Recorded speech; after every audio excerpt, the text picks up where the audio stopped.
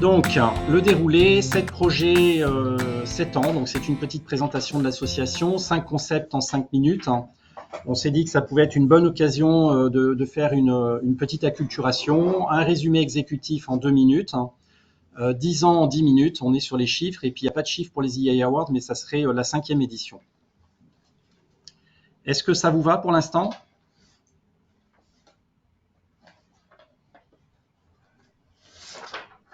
Parfait. Ok, Parfait. super. Alors, le petit numéro de claquette pour vous présenter l'association Gouvinfo. Donc, vous êtes dans le cadre de cet atelier reçu par cette association. Gouvinfo IAI pour information autonome intelligente. On a comme objectif en fait à long terme de créer une coopérative et à court et moyen terme en fait acculturer autour du sujet de la gouvernance de l'information avec une vue globale. Donc ça, c'est notre mission. Donc depuis sa création en 2014, on a réalisé en fait beaucoup de projets que l'on fait durer dans le temps et qui vont aider en fait à cette acculturation. L'objectif en fait, c'est de rassurer, créer de la légitimité et dire aux personnes que ce sujet complexe, puisque gouvernance de l'information, c'est quelque chose qui rentre dans le domaine du systémique et de la complexité, est complètement réalisable dans nos entreprises. On en a même besoin, qu'elles soient du secteur privé ou public. Et on donne en fait des orientations possibles et on renforce aussi surtout les personnes qui souhaitent piloter ce genre d'activité dans leur entreprise. Donc on a commencé par un observatoire de la gouvernance de l'information. Alors l'observatoire a commencé bien avant l'association, il a commencé en 2010. Et puis petit à petit, il s'est bonifié. Il a une certaine logique. Il a un positionnement qui est d'abord très global. On cible les managers et l'exécutif des entreprises. Donc, on n'est pas du tout sur un observatoire qui est sur des aspects très opérationnels. On ne le souhaite pas. C'est un observatoire de la gouvernance de l'information et pas de la gestion documentaire, parce que souvent il y a un amalgame dans des enquêtes qui peuvent exister et qui s'appellent gouvernance de l'information, mais qui sont très ciblées sur la partie documentaire. Et on essaye chaque année en fait de garder une base de questions pour pouvoir faire des benchmarks et voir en fait l'évolution qui peut exister dans nos entreprises. Donc c'est ce dont on va parler aujourd'hui. Le concours des EA Awards, qui est un concours, donc Yannick Labattu en parlera un petit peu plus tout à l'heure, mais qui est un concours vertueux. On en est à la 5e édition, il se déroule tous les 2 ans. Et l'objectif de ce concours, en fait, c'est de prendre des initiatives et de les faire grandir en ayant un accompagnement par des anciens du concours, que sont des lauréats ou des nommés, et qui vont porter le rôle de commentaires. Voilà, l'Océan bleu est un ouvrage de recueil de témoignages, donc on a appelé Océan bleu. Et l'idée, en fait, c'est de montrer à travers différentes thématiques ce qui se fait chez les autres. Donc cette année, on a utilisé un angle, donc il va sortir cette année, on a utilisé un angle de recette. En fait, donc chaque personne va orienter une action, un projet, une démarche qu'ils ont pu accomplir, mais sous la forme d'une recette, et chaque témoignage sera sous le même format. Donc on a réalisé aussi, donc tout ça c'est les projets qui existent aujourd'hui et qu'on pilote. On a réalisé un DMFI et un AMFI. Donc le D c'est pour diagnostic, le A c'est pour un audit de maîtrise du flux information. Donc ça s'est fait de façon collégiale pour le diagnostic, pareil pour l'audit. Et l'objectif en fait était d'avoir une approche à travers ce diagnostic qui soit pas une approche en escalier, mais qui soit adapté en fait au positionnement des entreprises. Et donc l'orientation qui est prise, c'est de demander aux personnes qui renseignent ce diagnostic de dire comment ils souhaiteraient que leur entreprise soit et comment ils estiment que l'entreprise est. Et on pose cette question aussi bien au management qu'aux experts autour de l'information qu'aux utilisateurs. Et donc ça permet de faire un feed gap, un comparatif entre ce qui est et ce qui devrait être. L'année dernière, on a fait atterrir notre charte éthique, qui était une charte Gouvinfo, et que l'on a passée en licence Creative Commons. Et donc chacun peut s'approprier ou à laquelle vous pouvez adhérer si vous êtes en phase avec cette charte. Catalogue de formation, on a accéléré un petit peu cette année, où on a développé en fait un e-learning qui est mis à disposition des personnes qui souhaitent donc bénéficier de cette vue globale. Et vous allez en voir quelques extraits tout à l'heure. Et puis le dernier projet en date, c'est Prospective Data, que l'on a réalisé l'année dernière à la CNAV, qui était donc ça c'était un rêve qu'on avait, qui était de réaliser une journée dédiée à la gouvernance de l'information, donc ce qui n'existait pas, du moins pas avec la vue globale. Donc on a réalisé ça à la CNAV et c'était vraiment génial et on s'est fait beaucoup plaisir. Voilà, c'était pas évident à organiser non plus, mais c'était très satisfaisant en pleine période de pandémie. On a réussi à faire quelque chose de très intéressant. Voilà un petit peu tout ce qui existe hein, dans le périmètre de l'association. On a des membres entreprises puisqu'on a ouvert l'année dernière la possibilité pour des entreprises de devenir membres de notre association. Donc on a la Maïf, on a Microsoft et on a le cabinet 3 heures conseil. Ce qui n'existait pas auparavant, il y a tout un historique autour de l'association. On souhaitait vraiment que ce soit que des personnes individuelles, mais là on a ouvert aux entreprises pour avoir plusieurs personnes dans une même entreprise et permettre en fait de créer une certaine synergie en interne de l'entreprise et que l'on puisse avoir un rayonnement plus bénéfique directement pour les entreprises plutôt que simplement pour les personnes. Voilà, est-ce que vous avez des questions pour l'instant?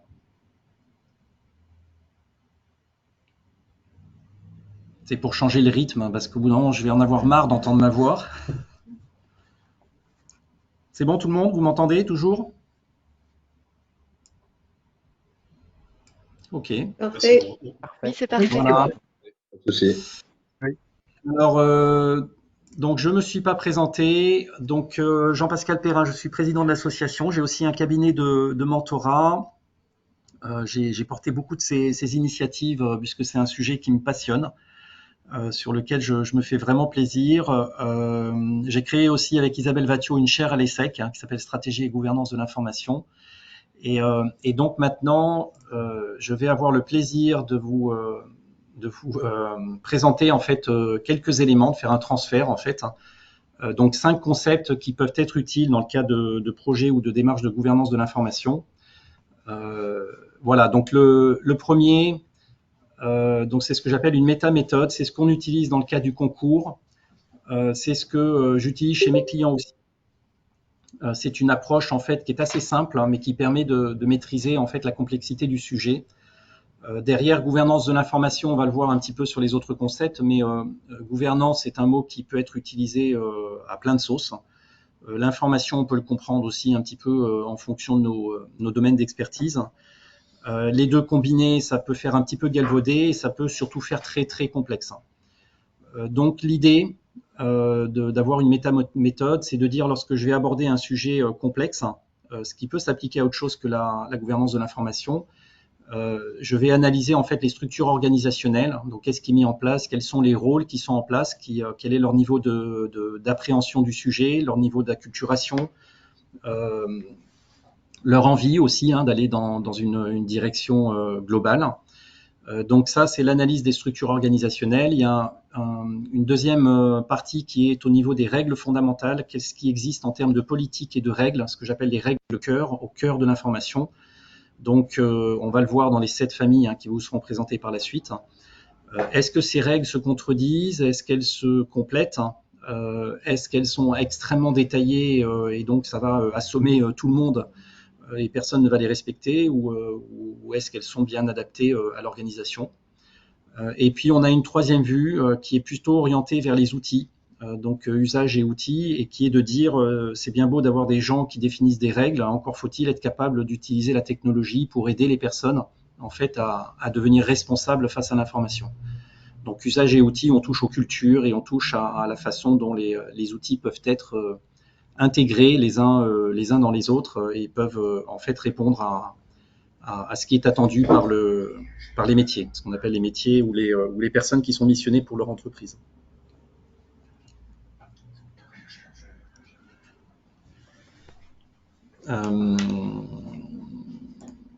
Alors, deuxième concept, données, documents, informations. Donc ça c'est important parce qu'on parle de gouvernance de l'information, on parle de gouvernance documentaire, gouvernance des données. Ce sont des notions au sein d'une entreprise qui communiquent pas forcément, ou des entités qui communiquent pas forcément entre elles. Et, euh, et donc, je ne veux pas lancer un débat normatif, mais c'est une vue que l'on adopte nous et qui convient en général très bien. Donc, vous avez à la base des données. Donc, des données en soi, ça n'a pas de valeur. Une donnée, ça peut être 400, je sais, 4275. On ne sait pas ce que c'est. On ne sait pas à quoi ça sert. Donc, en soi, ça n'a aucune valeur. Un ensemble, et ça ne peut pas forcément être gouverné en tant que tel. Un ensemble de données que l'on met ensemble, ça fait un ensemble de données contextualisées. Et donc, ça peut être représenté à travers un document ou un fichier. Et là, ça commence à devenir assez intéressant. Et en fait, l'usage que l'on fait de cet ensemble de données contextualisées donne une information.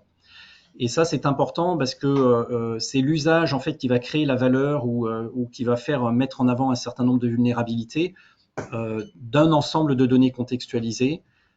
Et c'est sur cette information et ces données contextualisées qu'on applique en fait les règles qui sont au cœur de la gouvernance de l'information. Il y a un autre slide qui présente en fait le positionnement des règles, mais là je le donne à la voix. C'est pareil au niveau des règles, il y a une sorte de hiérarchie, on va le voir avec la partie du slide suivant, mais au niveau des règles, on a des règles d'usage, on a des règles de gestion et on a des règles de gouvernance. Et l'ensemble de ces règles, en fait, sont très dissociées les unes des autres. Et l'erreur qui peut être constatée dans les entreprises, c'est souvent qu'on fusionne en fait ces règles. Et du coup, l'utilisateur ou l'acteur autour de l'information est complètement perdu parce qu'il ne sait pas ce qu'il faut appliquer sur l'information ou sur les outils ou dans ses processus, etc. Est-ce que pour l'instant, ça vous va? Est-ce que vous avez des questions?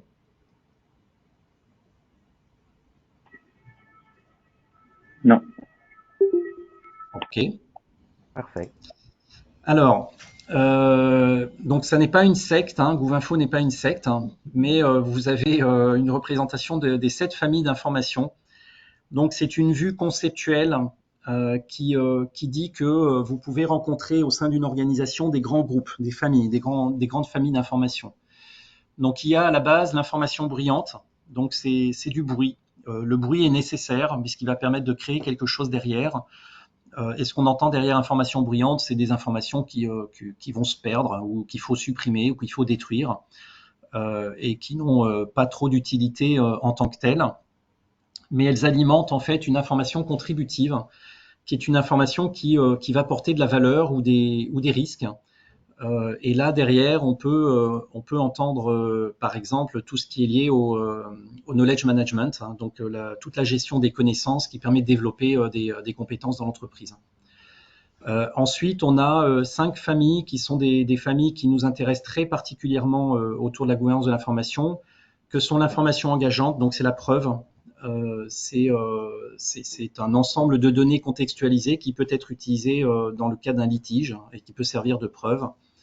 L'information patrimoine, et j'utilise toujours le même exemple, c'est le plan d'une centrale nucléaire qui, plus ou moins plusieurs dizaines d'années, voire siècles, lorsqu'on va démanteler en fait la centrale nucléaire, nous permet de savoir que cet élément est toujours radioactif ou pas, ou fait partie d'un circuit radioactif. Donc c'est le patrimoine de l'entreprise. Ça peut être des plans de montres qu'il faut garder, ça peut être une photo historique avec toutes les contraintes qu'il y a derrière. Nous avons l'information personnelle. Donc, tout ce qui permet d'identifier et de caractériser un individu qui est régulé de plus en plus hein, depuis quelques années. Nous avons l'information critique, hein, qui est en fait l'information qui permet de classifier avec des niveaux de confidentialité, des niveaux secrets, des niveaux publics ou internes, un ensemble d'informations. Et puis l'information structurante qui est un petit peu particulière, mais qui va toucher à la notion de qualité et de référentiel de données. Donc ce sont les informations, les référentiels de données de l'entreprise qui permettent en fait d'organiser et de structurer les autres informations. Voilà, les 7 familles en fait sont importantes puisque derrière chacun des doigts, au moins pour les 5 majeurs, il y a potentiellement des politiques. Et ces politiques doivent être cohérentes les unes avec les autres. Donc là aussi, c'est un des effets de levier de la gouvernance de l'information pour que les personnes arrivent à s'y retrouver. Voilà. Donc si vous avez des questions, vous pourrez les poser sur le board hein, tout à l'heure. J'enchaîne. Un autre angle de vue qui est aussi important dans tout ce qui est projet ou démarche, donc c'est la hiérarchie qui peut exister entre gouvernance, management et gestion. J'en parlais tout à l'heure avec les règles. Des personnes vont faire un certain nombre d'opérations, par exemple autour des documents ou autour des données. Ils appellent ça gouvernance. Mais en fait, nous sommes sur des actes de gestion. La gestion est proche de l'analytique et est assez précise. La gouvernance est proche de la systémique et donne des grandes lignes directrices. D'ailleurs, ce qui amène la gouvernance, en fait, est un cadre de référence qui donne des grands principes qui sont de très haut niveau, donc qui peuvent être assez loin en fait des impératifs de l'entreprise, mais qui sont nécessaires pour donner une grande direction. Et ensuite, ça se décline au niveau du management de l'information, donc là où on est plus proche des outils, et au niveau ensuite de la gestion, où on est plus proche de tâches opérationnelles. Voilà, donc cette hiérarchie, elle est importante à identifier. Et puis, je crois, le dernier concept, donc pareil, hein, on en a parlé un petit peu tout à l'heure. Souvent, alors maintenant c'est moins le cas et c'est très bien. Il y a eu beaucoup d'énergie qui a été mise là-dessus, mais les personnes mélangent un peu les gouvernances. Donc quand on parle de gouvernance de l'information, certaines personnes peuvent entendre gouvernance des systèmes d'information. Beaucoup vont entendre gouvernance documentaire et ça c'est une grosse erreur. La gouvernance de l'information n'est pas de la gouvernance documentaire. Et certains, peut-être un petit peu moins, vont entendre gouvernance des données. Donc chaque gouvernance, en fait, a son périmètre d'action. C'est pas forcément une armée mexicaine, hein, c'est juste des quelques rôles en fait qui ont un angle de vue très particulier autour de l'information. Voilà, on a un raccordement avec la gouvernance d'entreprise qui est nécessaire en fait, qui se fait par la stratégie de l'entreprise et qui va mettre plus ou moins l'accent sur la gouvernance de l'information, et on a une connexion qui est très très importante avec les cultures de l'organisation, un petit peu moins, ça dépend des entreprises, avec les processus métiers. Est-ce que vous avez des questions? Est-ce que vous êtes en phase avec ce qui vient de se dire? Bon, c'est clair. Oui.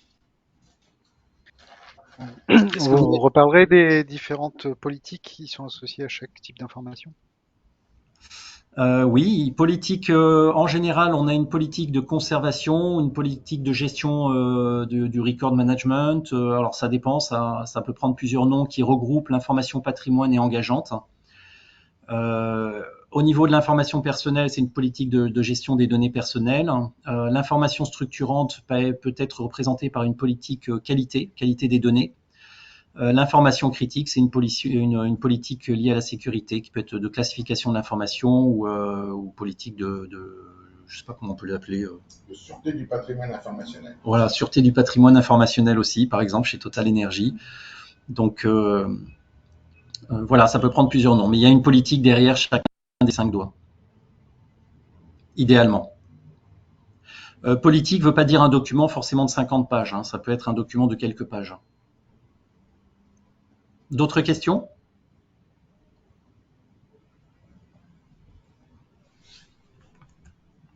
Je ne vois pas le chat.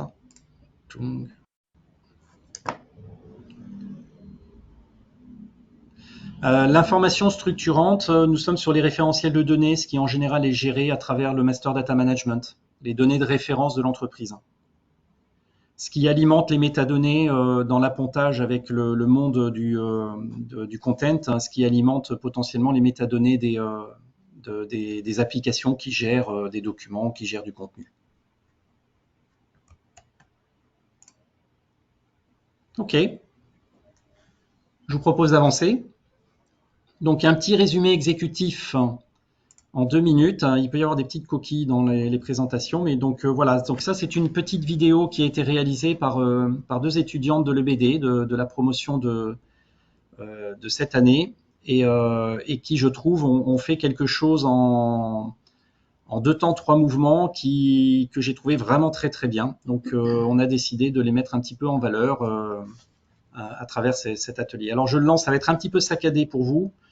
Mais pour nous ici, puisqu'on on a une partie en présentiel, on aura un petit peu. Voilà, les 5 doigts de la main. Alors, est-ce que vous entendez? Dans un monde où l'information est créée à une vitesse lumière, Oui. les entreprises peuvent Oui. se sentir démunies face à la quantité d'informations existantes. Rapidement, nous pouvons identifier quelques exemples des risques ressentis par les entreprises à l'époque actuelle.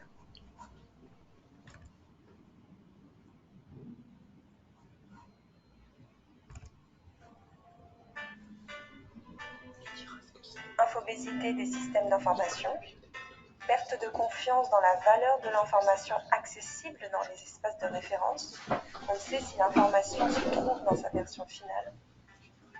Cloisonnement de l'information au niveau des individus, induisant une perte d'efficacité dans l'usage de l'information et une baisse d'efficience et d'efficacité due au temps passé à la recherche d'une ressource.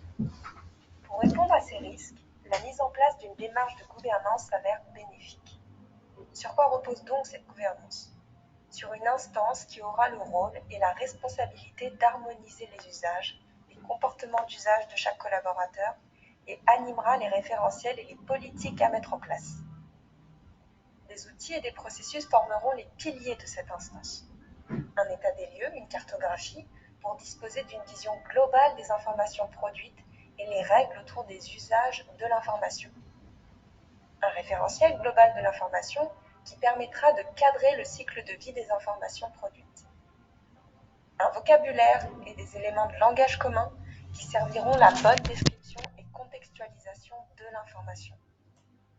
Un accompagnement au changement dès le début du projet permettra de sensibiliser les utilisateurs à la démarche. Une définition claire des rôles et responsabilités pour définir le cadre d'intervention des acteurs dans la démarche. Un cadre de référence qui donnera les lignes directives d'une meilleure gestion de l'information. La mise en place de ces outils permettra de tirer rapidement des bénéfices en investissant peu d'argent et de temps.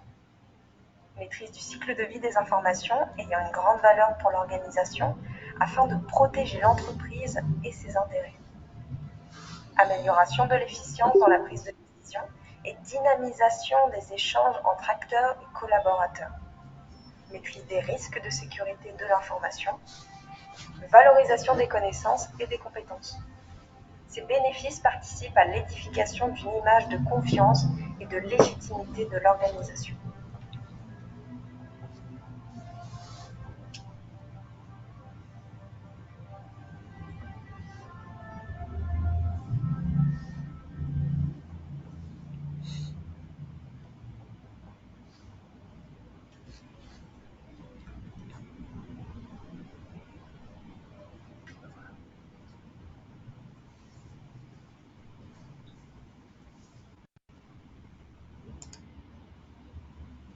Voilà, donc merci beaucoup à Angela et Adélie, c'est ça,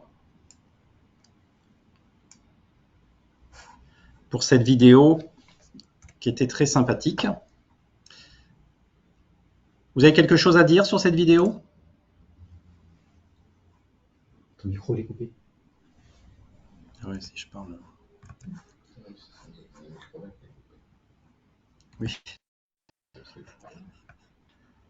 Non, bravo, elle est courte, claire et elle synthétise bien les enjeux. Bravo à elle. Ok, super.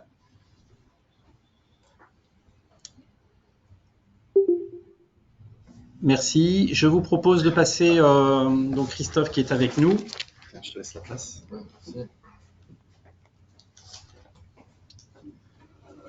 Christophe Binot. Je sais pas, on voit la caméra, non? Attends, on va la caméra. La webcam est désactivée. Ah, voilà. Voilà, Christophe qui est responsable de la gouvernance de l'information chez Total, et pareil qui est un passionné du sujet et qui va nous faire en fait une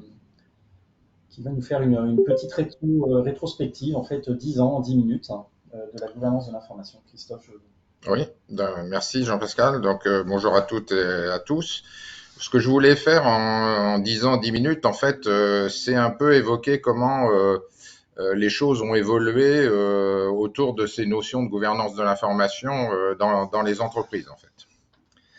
Alors au début, les gens qui ont fait de la gouvernance d'information il y a 10 ans, en fait, c'était un peu ce que j'appelle les purs et durs, c'est-à-dire c'est des gens qui avaient généralement une solide expérience en gestion de l'information et gestion des documents, qui avaient mis en place des politiques d'archivage ou des politiques de conservation des documents et qui sont partis de ce constat en se disant bah aujourd'hui il y a 10 ans en fait on commence à avoir vraiment des problèmes aussi de sûreté de l'information et puis pour les entreprises qui étaient les plus avancées, elles avaient commencé à mettre en place aussi des binding corporate rules en fait qui étaient les mécanismes d'échange de données personnelles en dehors de l'Europe en fait. Et c'était un pré-RGPD, entre guillemets, en fait. Et donc, ces gens-là sont partis un peu de ces notions de gestion de l'information, de gestion des documents, pour aller voir d'autres directions dans l'entreprise, en fait, et se dire, bon, est-ce qu'on peut pas faire quelque chose ensemble autour, voilà, de la gouvernance d'information telle qu'elle a été évoquée dans les éléments précédents, en assemblant un peu, voilà, de la conservation, du record management, de la sûreté de l'information et puis un peu aussi du traitement des données personnelles. Donc ça, c'est un peu la première strate, à mon avis, de gens qui ont démarré à peu près il y a 10 ans autour de ces notions de gouvernance de l'information. Après est arrivé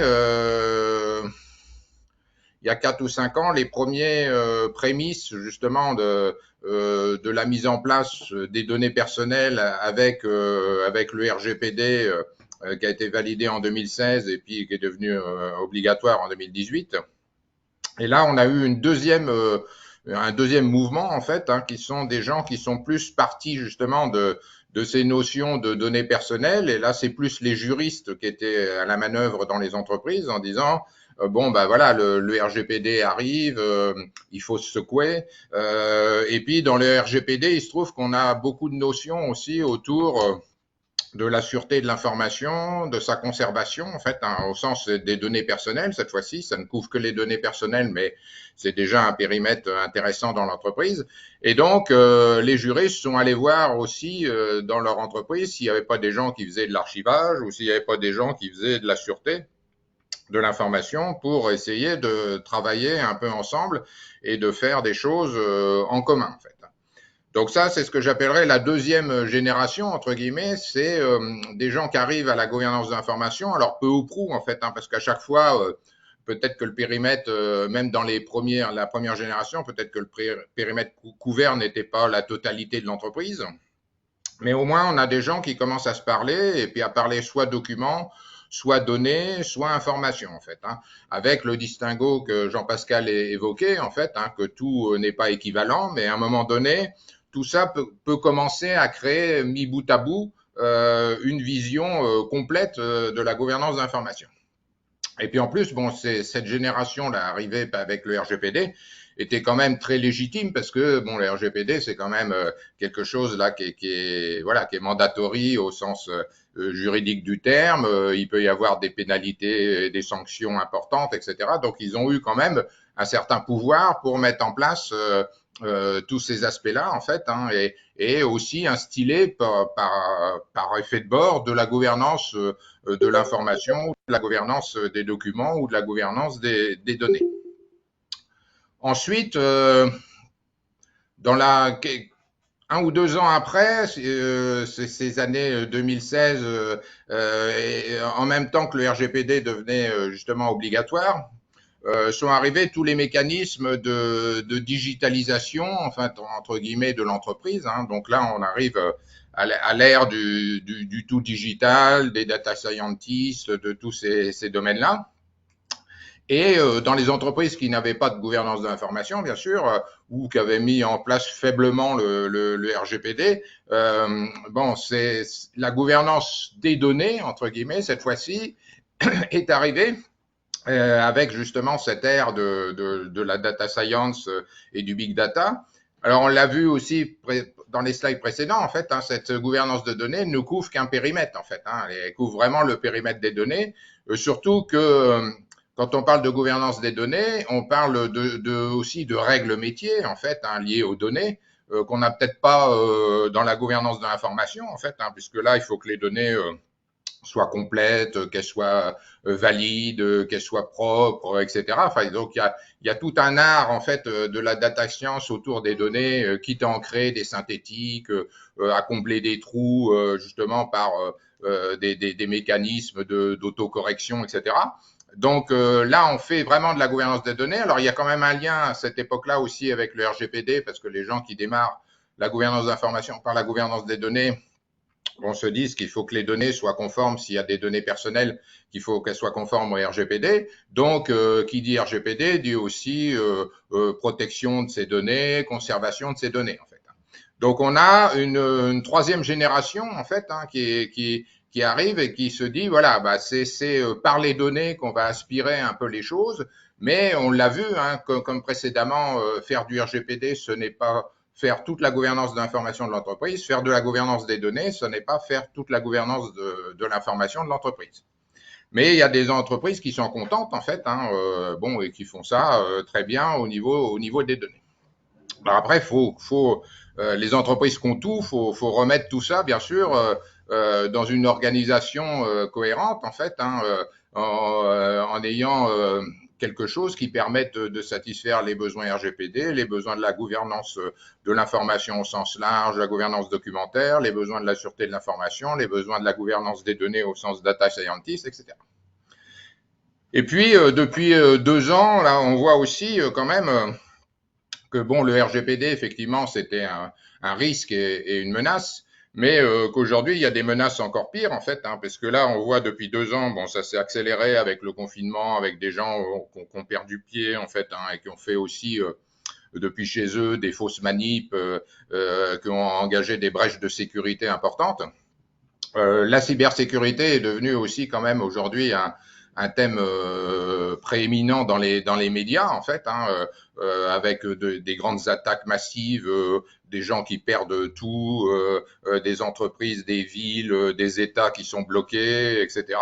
Et donc, on s'aperçoit aujourd'hui que le risque là, qui est encore pire, en fait, entre guillemets, c'est devenu le risque cyber, en fait, hein. Ce qui fait que dans les entreprises aussi, les anciens, entre guillemets, qui faisaient de la sécurité informatique, en fait, hein, qui avaient participé aussi à des démarches de gouvernance d'information sur la sûreté de l'information, la classification de l'information, avec des directions sûreté et des directions informatiques, aujourd'hui aussi reviennent un peu sur le haut du pavé, entre guillemets, puisque ce risque est devenu tellement majeur qu'il est maintenant géré au niveau des boards et des COMEX des entreprises, en fait, hein, puisque ça peut entraîner des conséquences vraiment catastrophiques. Donc là, cette cybersécurité arrive dans le paysage de la gouvernance de l'information avec une approche risque, en fait, hein, pure, et une approche en disant, bah voilà, on a peut-être fait des choses dans la sûreté de l'information, on a peut-être fait des choses dans la conservation des documents, on a peut-être fait des choses dans la protection des données personnelles. Est-ce que tout ça fait aujourd'hui une gouvernance de l'information complète? Est-ce qu'il y a des trous dans la raquette? Comment les règles, je dirais, cyber peuvent s'insérer là-dedans ou s'insérer au-dessus ou s'insérer à côté, en fait, hein, pour faire quelque chose qui permette vraiment de tenir le choc? Parce que dans les gouvernances précédentes, en fait, vous maîtrisez quand même le périmètre, en fait. C'est-à-dire, bon, les données personnelles, c'est vous qui les avez créées. Donc, normalement, vous êtes censé les gérer. Les documents, c'est vous qui les avez créés. Donc, normalement, vous êtes censé arriver à les gérer. L'information, c'est vous aussi qui l'avez créée. Donc, normalement, vous êtes censé arriver à la classifier. Par contre, aujourd'hui, on s'aperçoit, et on l'a vu avec les différentes grands problèmes qui sont arrivés dans les entreprises, dans les administrations, dans les États, vous avez un système d'information que vous croyiez quand même assez fiable et puis finalement qui se révèle de moins en moins fiable, en fait, hein. On voit aujourd'hui, bon, vous avez utilisé des bibliothèques domaine public. En fait, bon, les gens qui les avaient développés, c'était 3 gars sur un coin de table, ils ont fait ce qu'ils pouvaient. On s'aperçoit que le truc est troué, en fait, et devient une voie de passage pour tous les cyberhackers. Donc là, vous êtes dans une situation où vous maîtrisez plus vraiment vous avez un problème de avoir le sentiment de maîtriser le risque et de comment vous allez puisque vous êtes à essayer de gouverner de l'information, mais qui est contenu dans un système d'information qui, lui, on s'aperçoit qu'il est de moins en moins fiable et de plus en plus troué, en fait, au gré de ce que les hackers trouvent.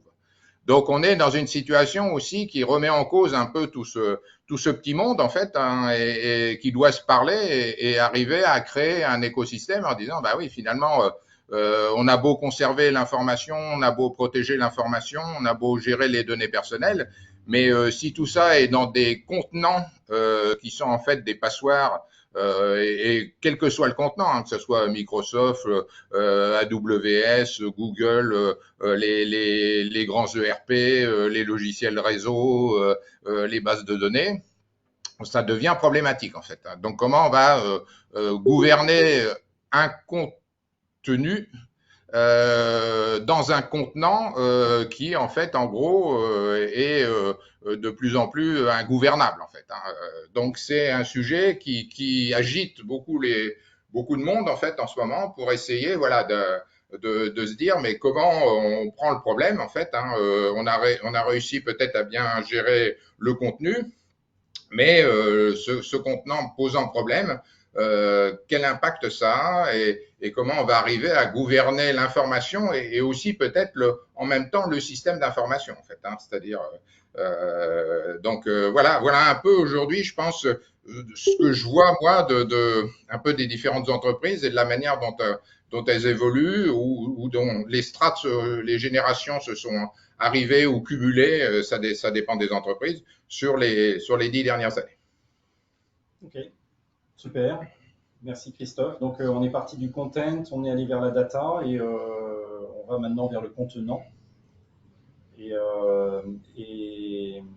dans un futur proche, à ton avis?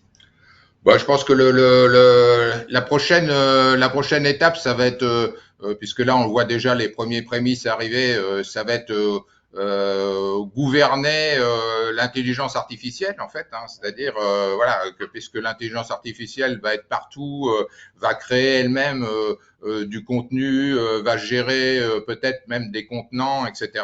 Donc comment faire, voilà pour la gouverner au sens voilà est-ce qu'elle va produire des résultats attendus ou est-ce qu'elle va pas partir en vrille toute seule, etc.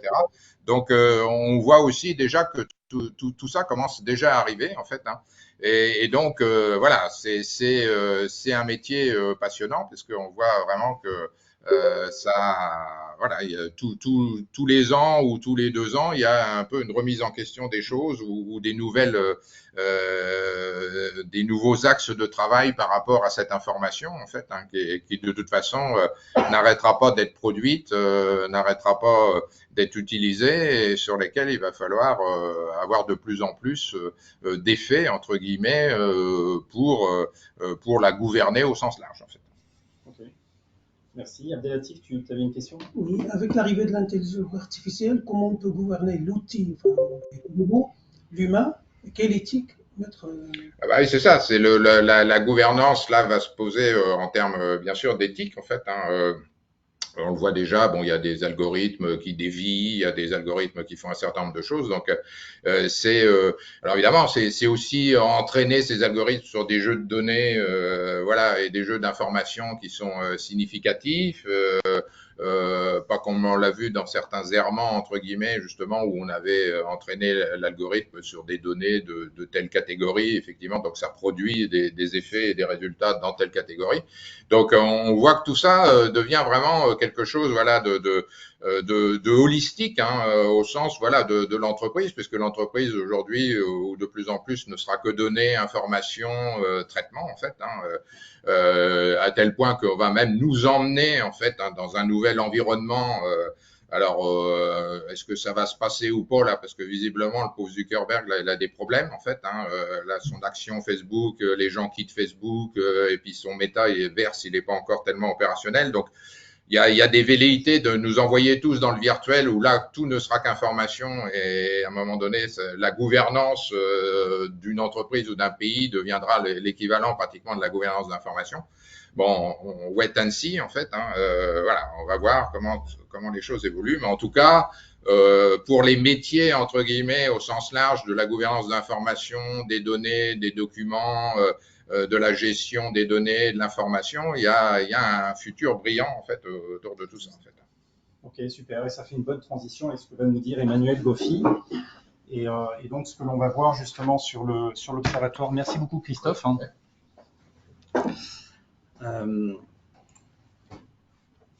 Alors, donc là, on passe. Donc, on avait quelques petites mises en bouche qui nous donnaient des petits points de vue en fait sur la gouvernance de l'information. Donc là, on passe sur les résultats de l'observatoire. Donc, pour ce faire, ce que je vous propose, c'est d'aller sur le board Klaxoon. Je vais vous copier le lien.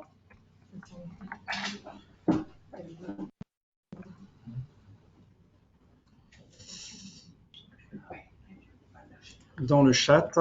Donc on a bien pris, on regarde en fait les questions sur le chat, Jean-François, Jean-Yves, Jean-Claude, ce sont des éléments, si vous pouvez les mettre justement sur le board, ça serait bien. Et on va voir comment on peut y répondre tout à l'heure. Est-ce que vous avez tous reçu le lien sur le chat ?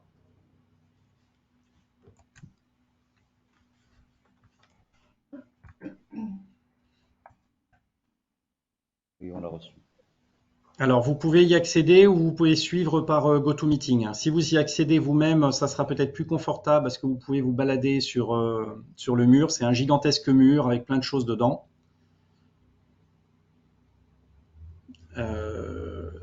Sinon, vous pouvez suivre directement à partir de GoToMeeting. Alors, on n'a pas de l'avance. On a un tout petit peu de retard, donc je vais un petit peu accélérer sur la présentation et sur le board. Ce que je vous propose, c'est d'essayer de mettre des post-it. Là, normalement, vous devez être sur une image qui est commencement, une image d'écolier.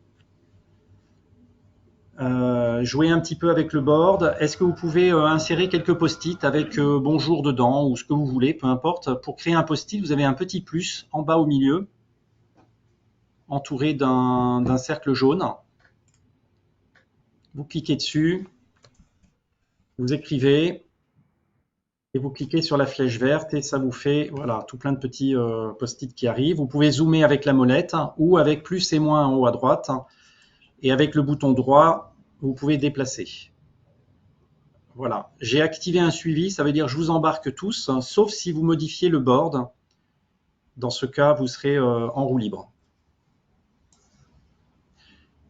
Donc, on avance, on fait un zoom arrière.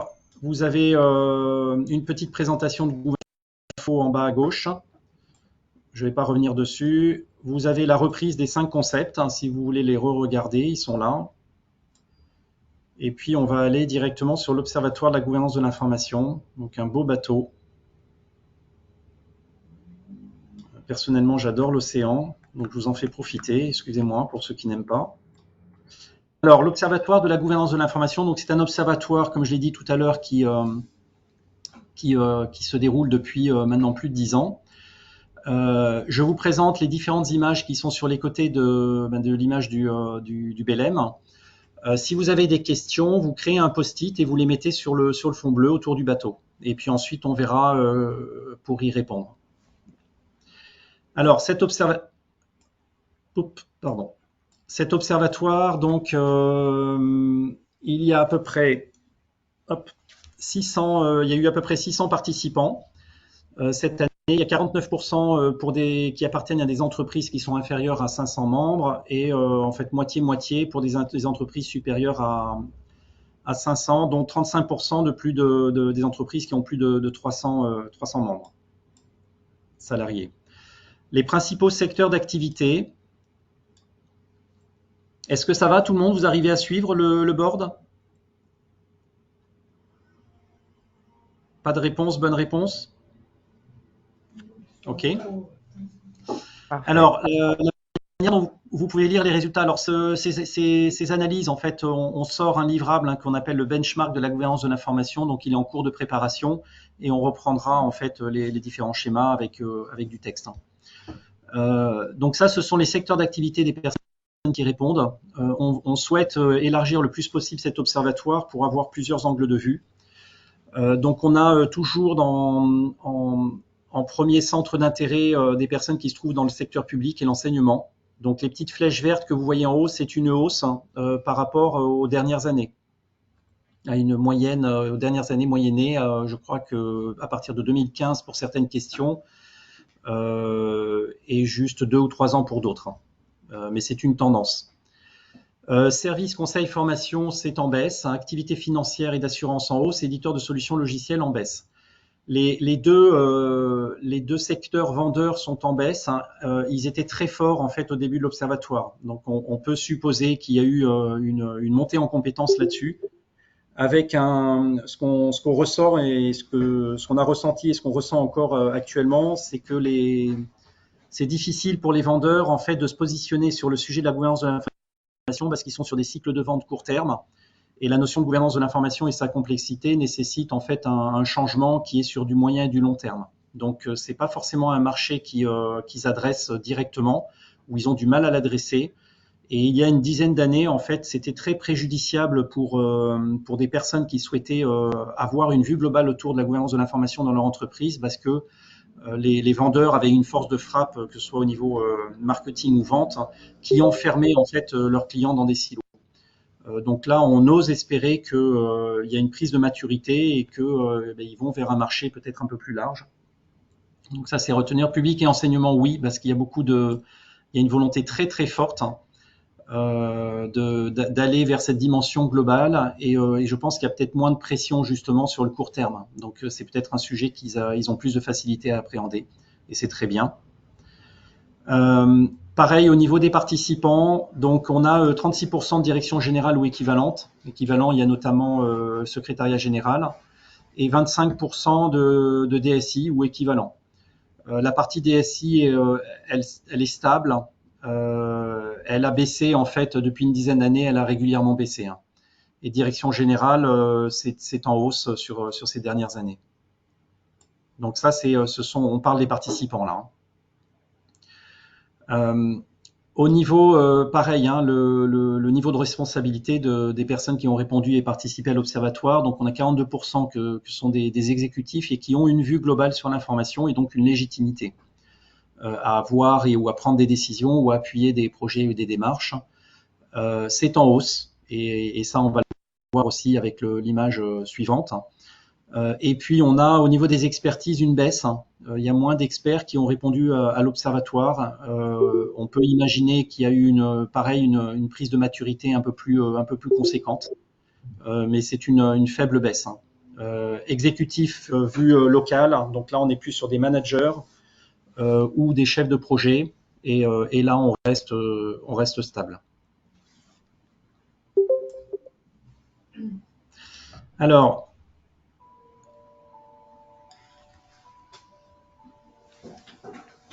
donc ça c'est assez intéressant.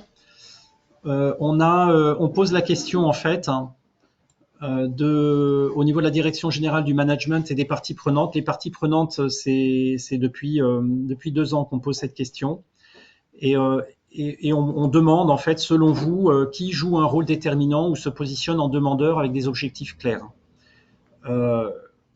Et alors il y a 4 questions, là on n'en représente que 2 et qui selon vous est conscient mais attend de voir comment les autres se positionnent. Donc plutôt des suiveurs ou plutôt des leaders.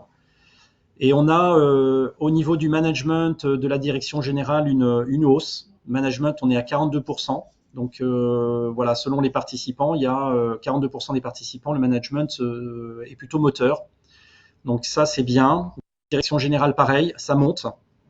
Et ça monte progressivement depuis 10 ans. Ça veut dire qu'il y a une prise de conscience, une prise de maturité sur le sujet qui est plutôt positive et qui est très, par retour d'expérience, qui est assez significative parce que souvent, lorsqu'on arrive avec une approche gouvernance de l'information, lorsque notamment on parle de grands principes, en fait, les premiers freins, c'est dire oulala, c'est trop high level, ça va durer trop longtemps, je veux quelque chose de plus pragmatique. Donc ça, c'était beaucoup de freins qu'on rencontrait il y a 5-6 ans. Et aujourd'hui, on rencontre en fait des exécutifs, des directions générales ou des COMEX qui percutent tout de suite. qui comprennent très vite l'intérêt qu'il peut y avoir avec avoir une démarche globale et qui sont pas forcément dans une posture de dire je veux un ROI. Voilà, donc ça c'est positif.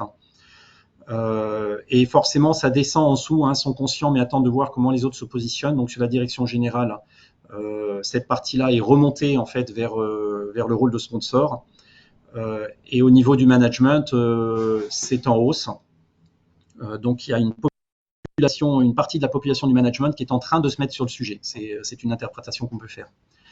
Les parties prenantes, c'est tous les acteurs autour de l'entreprise. Hein. Ça peut être les salariés, mais c'est aussi à l'extérieur. Ça peut être le régulateur, ça peut être les partenaires, les fournisseurs.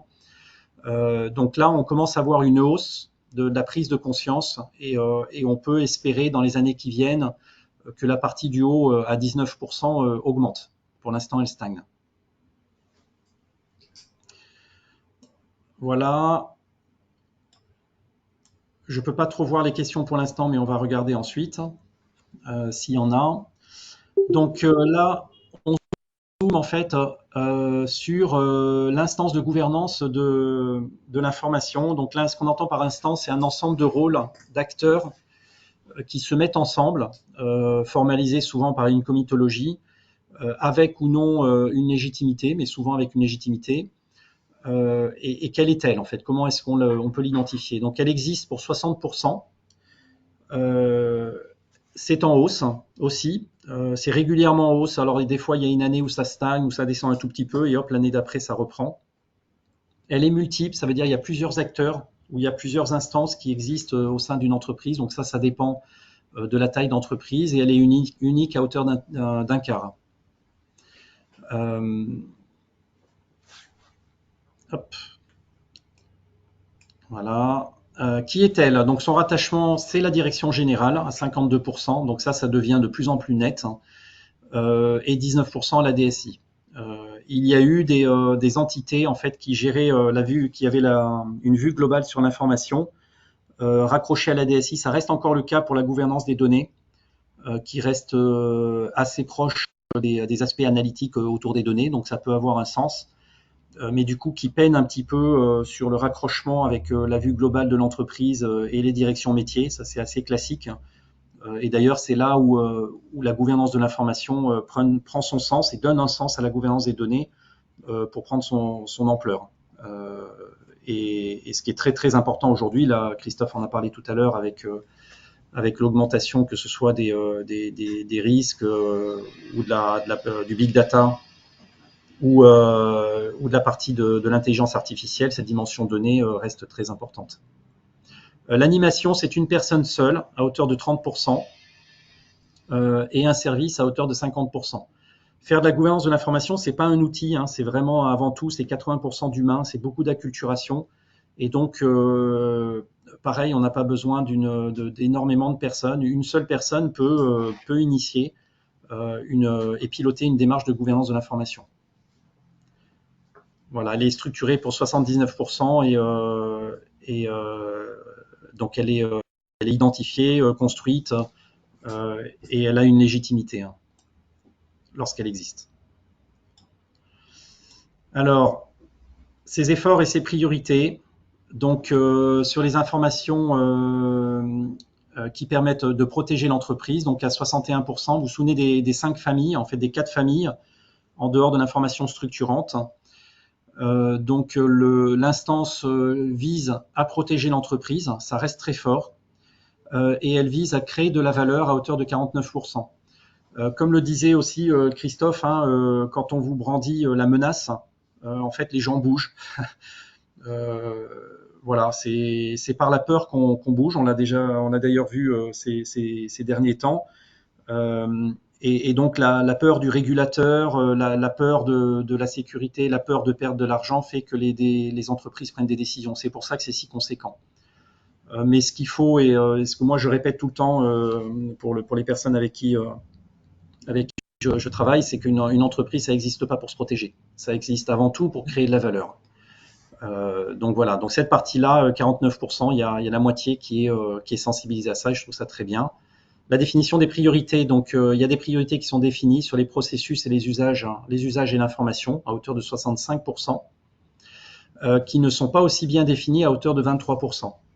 Voilà, donc ce qu'il faut voir, c'est 65%, c'est plutôt bien. C'est jamais évident devant un sujet complexe qui traite à plusieurs expertises. C'est là toute la difficulté. On doit être capable de traiter aussi bien de la conservation que de la valeur probante, que du monde du contenu et du monde de la data, que de la partie valorisation ou protection, que de la régulation. Donc c'est pas évident de définir un périmètre clair.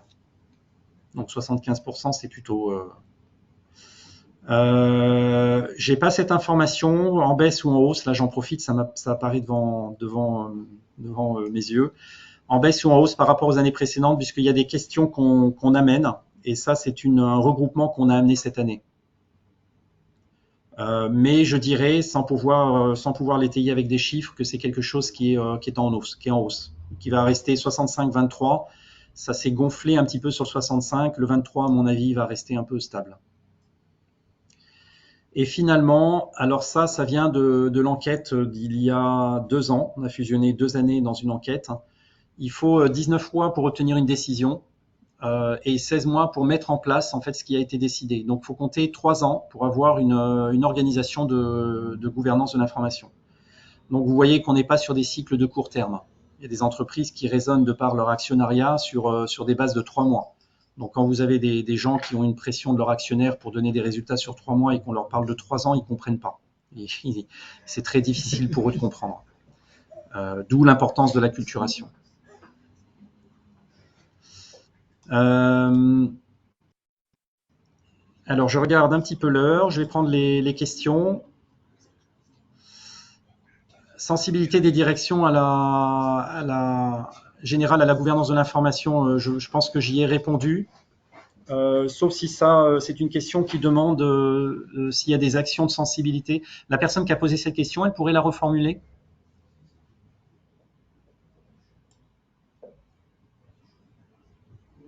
Sinon, on reste sur la réponse oui, les directions générales commencent à être de plus en plus sensibilisées sur ce sujet. Elles le comprennent. Jean-Claude Gauthier, j'ai posé cette question. En fait, c'est est-ce que l'ensemble des entités et de la direction générale sont-elles sensibilisées à la gouvernance de l'information et de l'importance de? Quand ça? En général, hein? En général, oui. Oui, ça arrive de plus en plus. Hein. C'est en hausse, hein, cette sensibilité. Cette sensibilité sur le sujet, cette compréhension en fait, du sujet arrive, hein, cette prise de conscience. Et elle s'accroche à quoi justement cette prise de conscience? Quel est le levier? Je pense qu'il y a, comme Christophe l'a dit, il y a plusieurs en fait, mouvements, il y a plusieurs courants en fait, qui vont pousser vers le management, qui vont pousser vers la direction générale. Et puis ensuite, il y a les actualités qui font que bon, en général, quand on est à une direction générale ou exécutif, on percute assez rapidement sur certaines choses. Et donc, il y avait une résistance, je pense, il y a 10 ans, parce que les gens n'arrivaient pas à appréhender le sujet. Et avec le temps, ils commencent en fait à maturer et ils commencent à prendre de conscience en fait du sujet. Il y a aussi un renouvellement des populations, des populations assez âgées qui n'étaient pas forcément habituées à cette notion de complexité et des nouvelles générations qui arrivent sur des postes exécutifs qui auront peut-être baigné un peu plus dans ce monde du digital. Ça, j'ai répondu. Les principaux leviers constatés pour la prise de décision, la peur, malheureusement, c'est la peur. Et il y a quelques entreprises, en fait, et ça se sent de plus en plus, mais surtout dans le public, qui sont sur une volonté d'innovation et de développement. Voilà, donc bon. Les délais de prise en décision sont-ils en train de s'accélérer? On n'a pas posé la question cette année. Ça reste assez stable quand même, parce qu'il y a beaucoup d'obstacles en fait à franchir. C'est des étapes. Il y a un certain nombre d'étapes en fait pour arriver à la mise en place d'une instance. Il y a une personne qui peut être visionnaire, qui a envie, qui a la pugnacité pour le faire. Il faut déjà qu'elle arrive à construire sa légitimité. Donc, elle a souvent une étape qui est passée par son management qui doit l'appuyer. en fonction de la culture de l'entreprise. Des fois, elle peut passer outre, mais des fois, il y a des entreprises qui nécessitent ce passage. Ensuite, la direction générale. Donc là, elle peut réaliser des business cases pour valoriser en fait son projet. Il y a des techniques pour ça. Ensuite, il y a tous les experts qui sont autour d'elle. Est-ce que ces experts sont convaincus? Est-ce qu'ils ont envie aussi d'aller dans cette direction? C'est pas forcément évident partout. Ensuite, il y a les cultures de l'entreprise. Donc, il y a plusieurs étapes à franchir. Donc, les délais de prise de décision, je dirais, s'ils augmentent, s'ils diminuent, sont des délais, la prise de décision est plus rapide, ça va être très, très léger. Voilà, je vous propose, on a une petite contrainte sur la prochaine extension en termes d'horaire. Si vous posez d'autres questions, on verra comment on pourra y répondre à travers le benchmark. Alors, je vous propose de passer sur l'observatoire qui a été réalisé par le CR2PA.